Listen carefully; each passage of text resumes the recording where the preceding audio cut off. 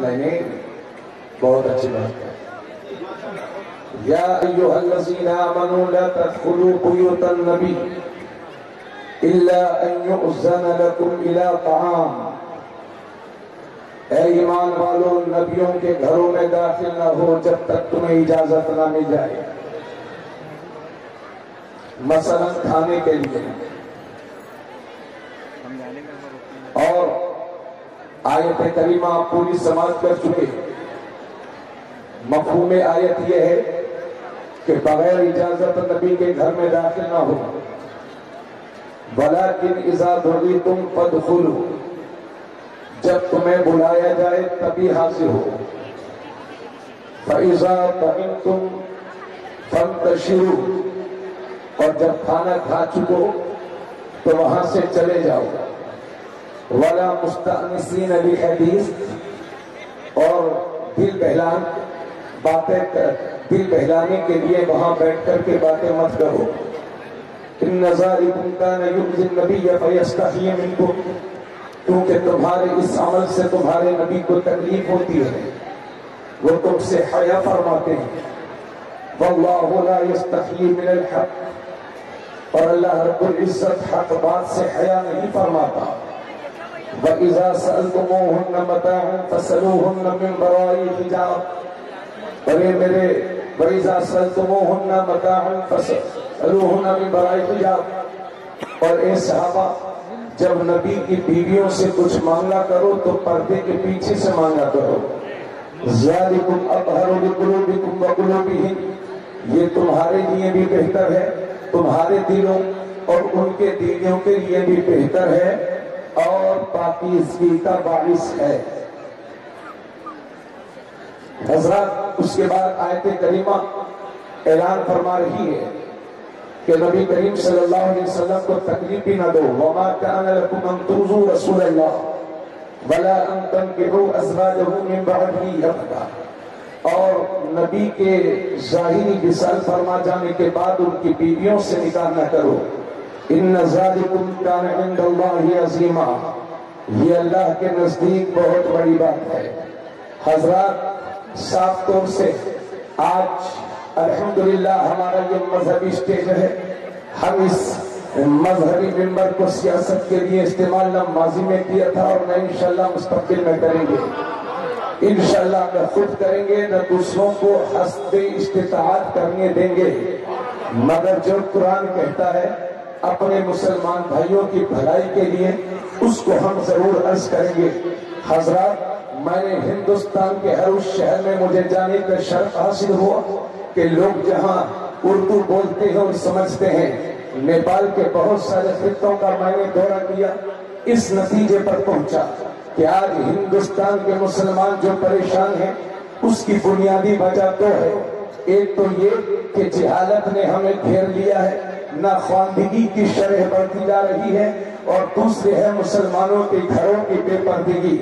حضرات، مسلمانوں کے گھروں کی بے پردگی نے یہ ایک ایسی برائی ہے جو ہمارے سماج میں جس نے جڑیں بھی مضبوط کرنی ہے.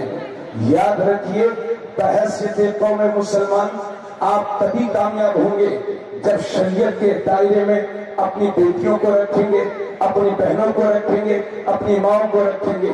کیونکہ آج کے دور میں اور مسلمانوں کے بہتر مستقبل کے لیے ماؤں کا اچھا ہونا بہت ضروری ہے. کیونکہ بچے کی سب سے پہلے اسکول اور مدرسہ ماں کی گود ہے. اگر یہیں سے صحیح تربیت ہوگی تو اس کی پوری زندگی بہتر رہے گی. حضرات، اتنا کہنے کے بعد اب ذرا ذہنوں کو بالکل قریب فرمائیں. اور میں اپنی بہنوں سے کہنا چاہتا ہوں، مجھے لکھنؤ، دہلی اور لندن اور واشنگٹن نہیں جانا ہے. میں صرف بہرائچ میں بیٹھے ہوئے آپ حضرات سے بات کرنا چاہتا ہوں، اور یہاں کے ذریعے سے جہاں تک سرکار غازی کے نسبت سے یہ پیغام چلا جائے. حضرات، میرے نبی کی آمد سے پہلے ان بیٹیوں کا یہ حال تھا کہ اگر کسی کے یہاں لڑکی پیدا ہو جاتی تھی تو آج جس طرح سے ہم کسی کے گھر میت ہو جاتی ہے تو تعزیت کے لیے وہاں جایا کرتے ہیں.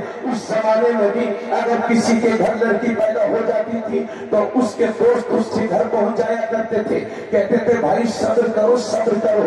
تو اس دور کا وہ جاہل کہا کرتا تھا تو تم کس صبر کی بات کرتے ہو؟ اس منحوسہ نے میرے گھر میں پیدا ہو کر کے میری عزت کا جنازہ نکال دیا ہے, جب تک اس کو زندہ دفن نہیں کر دوں گا چین کی سانس نہیں لوں گا. یہ حال بیٹیوں کا میرے نبی کی آمد سے پہلے. حضرات بیٹیوں کے مرڈر پہلے بھی ہوتے تھے, بیٹیوں کے مرڈر آج بھی ہو رہے ہیں, لیکن فرق یہ ہے کہ میرے نبی کی آمد سے پہلے, میرے نبی کی آمد سے پہلے پیدا ہونے کے بعد زندہ دفن کر دیا جاتا تھا. آج پیدا ہونے سے پہلے ہی پیٹ میں بیٹیوں کے قتل ہو رہے ہیں, بیٹیوں کے مرڈر ہو رہے ہیں, اور یہ بہت کم بختی کی علامت ہے جو بیٹیوں کا مرڈر کیا جائے. دوسری طرف حال یہ تھا کہ جن وہ بیوائیں کہ جن کا سہاگ لوٹ جاتا تھا تو عرب کے کلچر میں اس بیچاری بیوہ کو جو اپنے سہاگ ہی سے محروم ہو چکی تھی 1 سال کے لیے کالی کوٹھی میں بند کر کے رکھتے تھے. وہ باہر نہیں نکل سکتی تھی, وہ بناؤ سنگار نہیں کر سکتی تھی, اور مر گئی تو مر گئی پھر بھی زندہ بچ گئی. تو عرب کے وہ ظالم لوگ یہ سلوک کیا کرتے تھے کہ اس بیچاری بیوہ کو جو اپنے سہاگ ہی سے محروم ہو چکی ہے گدھے پہ بٹھا کر کے منہ پہ ٹالک لگا کر کے مکے کی گلیوں میں گھمایا جاتا تھا. حضرات بیواؤں کی چیخیں نکلی, آتمائیں تڑپی, بیوائیں رو رو کر کے کہتی تھی پروردگارا کب تک ہمیں ذلیل کیا جاتا رہے گا, کب تک ہمارے منہ پہ تالا کیا جاتا رہے گا, کب تک ہماری اس طرح سے بے حرمتی ہوتی رہے گی. چھوٹی چھوٹی بچیاں رو رو کر کے عرض کرتی تھی پروردگار عالم کب تک ہم کو زندہ دفن کیا جاتا رہے گا, کب تک ہم کو ذلت بھری نظروں سے دیکھا جاتا رہے گا. مولا زحمت بہت ہو گئی ہے, اب تو کوئی رحمت والا رسول بھیج دے, اب تو کوئی رحمت والا رسول بھیج دے. دوسری طرف بیوائیں چیخ چیخ کر کے کہتی تھی مولا کریم کب تک ہماری عزتوں کا جنازہ نکلتا رہے گا, مولا بہت ہو گیا, اب تو کوئی عزت دینے والا رسول بھیج دے. تو بیواؤں کی چیخیں, بیٹیوں کی آہیں باب اجابت سے ٹکرائی تو اللہ کا کرم ہوا, اور 12 ربیع الاول شریف کی دھرتی میں مکے کی زمین پر میرے نبی تشریف لائے. اتہاس بولتا ہے کہ 25 سال کا کوارا ہے میرا نبی, لیکن میرا کوارا نبی مکے کی کسی والی لڑکی سے شادی نہیں کرتا, بلکہ 40 سال بیوہ حضرت خدیجہ کو سینے سے لگاتا ہے اور دنیا کو یہ میسج دیتا ہے کہ بیٹیوں بیواؤں گھبرانا مت, تم کو سہارا دینے کے لیے امینہ کا لال آ گیا ہے.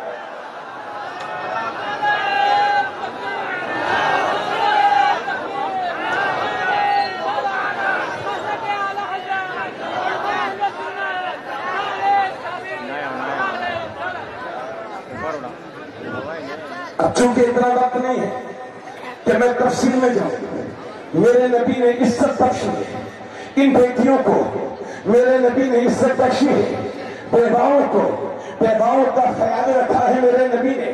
حضرات یہی وجہ ہے کہ 25 سال کا کوارا ہے میرا نبی, مکے کی بیوہ سے شادی کرتے ہیں, اور وہ بھی ایک شوہر سے بیوہ نہیں, 2 شوہروں سے بیوہ تھی حضرت خدیجہ.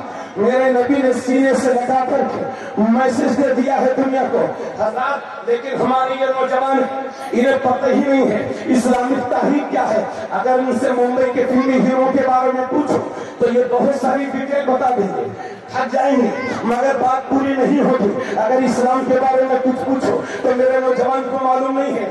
آج ہماری نوجوانوں سے لوگ کہتے ہیں, نوجوانوں سے مزہ لیتے ہیں, ارے تمہارے نبی نے تو 11 شادیاں کی ہیں, تمہارے نبی نے تو 11 نکاح کیے ہیں, اور یہ سچائی ہے. مگر جب ہمارے نوجوانوں کو اس طرح سے تانا دیا جاتا ہے تو ہمارے نوجوان کے پاس جواب ہی کہاں ہے, کیونکہ علم ہی کہاں ہے جو جواب دیا جائے, اور شرمندہ ہو کر کے اپنے گھر کی راہ لے لیتے ہیں. ہمارے نوجوان یہی حال ہے. میں اپنے سارے نوجوانوں سے کہنا چاہوں گا گھبرانے کی ضرورت نہیں ہے.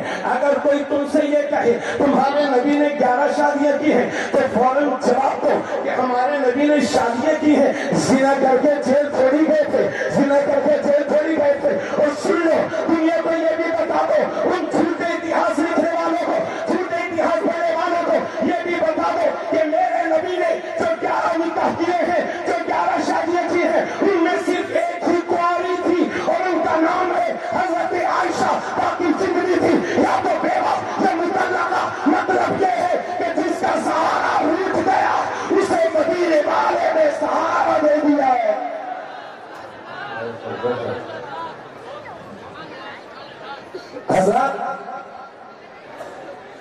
قرآن تم کیا کہتا ہے؟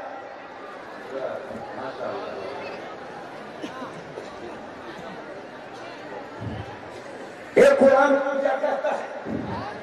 تو قرآن بولا وَقَرْنَ فِي بُيُوتِكُنَّ وَلَا تَبَرَّجْنَ تَبَرُّجَ الْجَاهِلِيَّةِ الْأُولَى۔ قرآن کہتا ہے کہ عورتوں کو چاہیے اپنے گھروں میں ٹھہری رہیں اور زمانے جاہلیت کی طرح اپنی زینت کو دوسروں پر ظاہر نہ کریں۔ یہ قرآن کہتا ہے۔ اللہ فرماتا ہے یا ایھا النبی، اے نبی، قل لازواجک وبناتک ونساء المؤمنین یدنین علیہن من جلابیبہن ذلک ادنی ان یعرفن فلا یؤذین وکان اللہ غفورا رحیما۔ قرآن کہتا ہے، اللہ فرماتا ہے اے نبی قل لازواجک، اپنی بیویوں سے کہہ دو، وبناتک، اور اپنی بیٹیوں سے کہہ دو، ونساء المؤمنین، اور مسلمان عورتوں سے کہہ دو، یا ایھا النبی قل لازواجک وبناتک ونساء المؤمنین یدنین علیہن من جلابیبہن، کہ جب یہ کسی ضرورت سے گھروں سے باہر نکلا کریں تو اپنے چہرے پر پردہ ڈالیا کریں، اپنے چہرے پر چادر ڈالیا کریں۔ ذالک ادنی ان یعرفن فلا یؤذین، یہ اس کے بہت قریب ہے کہ وہ پہچانی جائیں تاکہ انہیں تکلیف نہ دی جائے۔ حضرات دو آیت کریمہ ہو گئی، اب یہ عرض کر رہا ہوں ان آیات کریمہ کی روشنی میں ہر مسلم ماں بہن کی یہ ذمہ داری بنتی ہے کہ جہاں تک ہو سکے پردے کا اہتمام کرے، حجاب کا اہتمام کرے، اور ایسا نہیں ہے کہ برقعے میں رہ کر کے دوسروں کو دیکھتی رہے، نوجوانوں کی طرف نگاہ کرتی رہے۔ اللہ کا قرآن کہتا ہے وَقُلْ لِلْمُؤْمِنَاتِ يَغْضُضْنَ مِنْ أَبْصَارِهِنَّ وَيَحْفَظْنَ فُرُوجَهُنَّ وَلَا يُبْدِينَ زِينَتَهُنَّ إِلَّا مَا ظَهَرَ مِنْهَا وَلْيَضْرِبْنَ بِخُمُرِهِنَّ عَلَى جُيُوبِهِنَّ۔ اللہ فرماتا ہے اے نبی آپ مسلمانوں کی عورتوں سے کہہ دو، مسلمانوں کی عورتوں سے کہہ دو کہ اپنے یغضضن من ابصارہن، کہ اپنی نگاہوں کو نیچی رکھیں، برقعے میں رہیں چاہے نہ رہیں مگر اپنی نگاہوں کو نیچی رکھیں، وَيَحْفَظْنَ فُرُوجَهُنَّ، اور اپنی شرمگاہوں کی حفاظت کریں، وَلَا يُبْدِينَ زِينَتَهُنَّ، اور اپنے بناؤ سنگار کو ظاہر نہ کریں، إِلَّا مَا ظَهَرَ مِنْهَا، مگر جتنا خود ظاہر ہو، وَلْيَضْرِبْنَ بِخُمُرِهِنَّ عَلَى جُيُوبِهِنَّ، اور اپنی گردنوں میں دوپٹے کو ڈالیں، دوپٹے کو ڈالیں۔ اور ایسا نہیں ہے کہ صرف عورتوں کو ہی اس کا حکم ہوا بلکہ مردوں سے بھی کہا گیا قُلْ لِلْمُؤْمِنِينَ يَغُضُّوا مِنْ أَبْصَارِهِمْ وَيَحْفَظُوا فُرُوجَهُمْ، اے مسلمان مردوں اپنی نگاہوں کو نیچی رکھو، اپنی نگاہوں کو نیچی رکھو اور اپنی شرمگاہ کی حفاظت کرو، ذالک ازکی لہم، یہ تمہارے لیے بہت بہتر ہے۔ حضرات یہ اللہ کا قرآن کہتا ہے، اتنی آیتیں میں نے پڑھ کر کے آپ کو سنا دی، اس لیے اتنی چھوڑا کر رہا ہوں۔ میرے دوستوں پردہ، حجاب، بے پردگی سے بچنا یہ ہم سب کے لیے ضروری ہے۔ پردہ صرف اسلامک کلچر نہیں ہے بلکہ یہ ہندوستانی تہذیب ہے ہمارے پرانے ہندوستان میں، اور آج بھی ہندوستان کے عزت دار گھروں کی عورتیں آج بھی دوسروں کے سامنے جانے سے بچتی ہے، وہ پردے کا اہتمام کرتی ہے۔ اس لیے میں یہ عرض کر رہا ہوں کہ پیغمبر اسلام نے تم پر احسان کیا ہے میری بہن، پیغمبر اسلام تمہارے محسن ہیں، تو میں یہ عرض کرنا چاہوں گا کہ جس پیغمبر نے تمہاری عزت میں 4 چاند لگائے ہیں تو تمہارے لیے بھی تو ذمہ، تمہاری بھی تو یہ ذمہ داری بنتی ہے کہ اس پیغمبر کی تعلیم پر عمل کرو۔ سن میری بہن، یہ آدھی آسمین کے کپڑے ان کے ٹی شرٹ، یہ انڈین کلچر نہیں ہے، یہ ہندوستانی تہذیب نہیں ہے۔ آپ سوچیں گے مولانا جب یہ انڈین کلچر نہیں ہے تو یہ بے پردگی اس ملک میں آئی کہاں سے؟ تو پوری دنیا کو بتا دو یہ بے پردگی امریکہ سے آئی ہے، یہ بے پردگی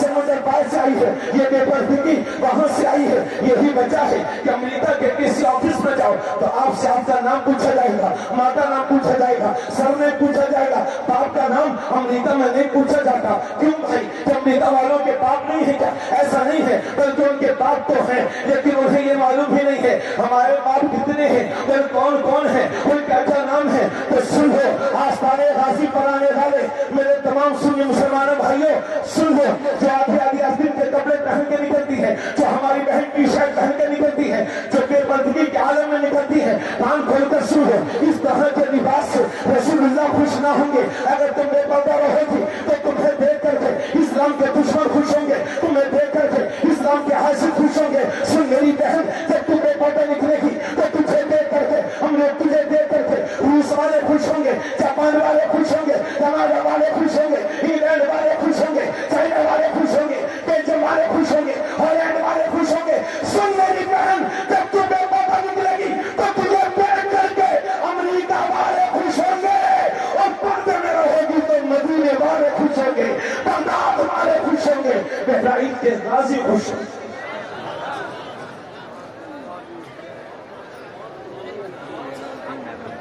ماشاءاللہ بہت